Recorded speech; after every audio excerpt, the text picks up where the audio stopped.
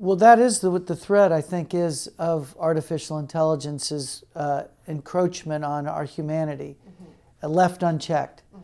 But while COVID has taken place and captured so much attention and so much energy by people, the march of innovation in technology, the competition, the race to see who can get there the fastest.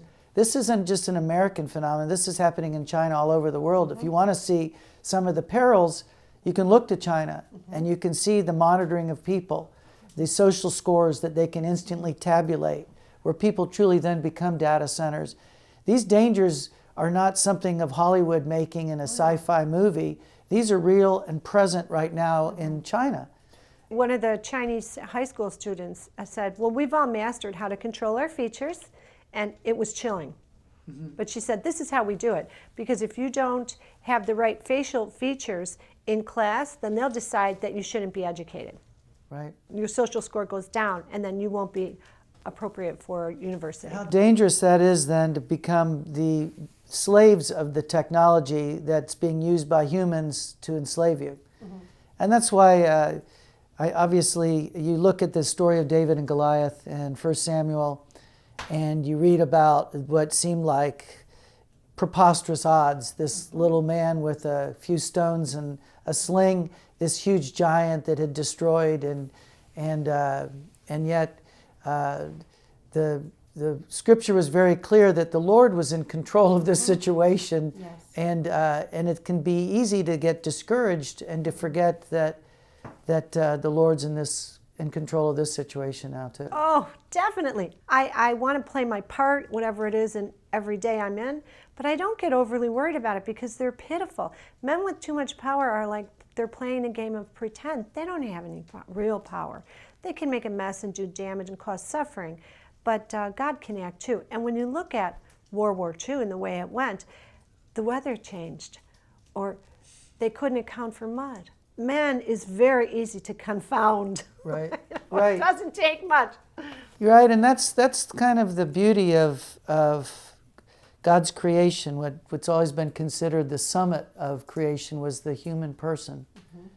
And that does seem to triumph this great human dignity. That was the great words of Angel Gabriel. Great will be his dignity. The enunciation of the dignity of men and women. And that is untouched by all of this. But it certainly is incumbent on us to be witnesses to the truth about human dignity and the divine providence and the role of God in our lives that often is ignored, rejected, and set aside in favor of these fantastic virtual existences where you can put on your Oculus goggles and go off into a wonderland of the vividness that probably rivals LSD from our generation. Not that either of us used LSD, No.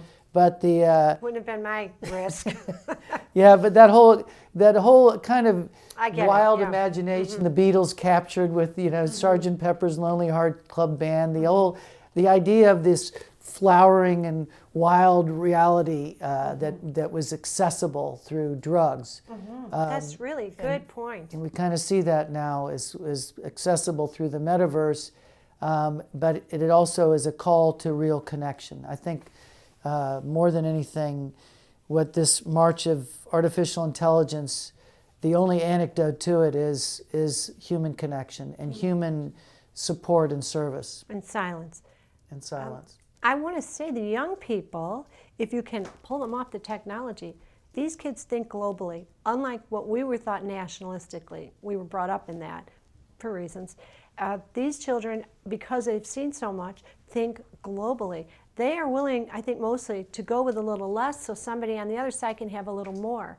That instinct in them is, if it's harnessed, it's the enemy of the metaverse because they are rejecting materialism.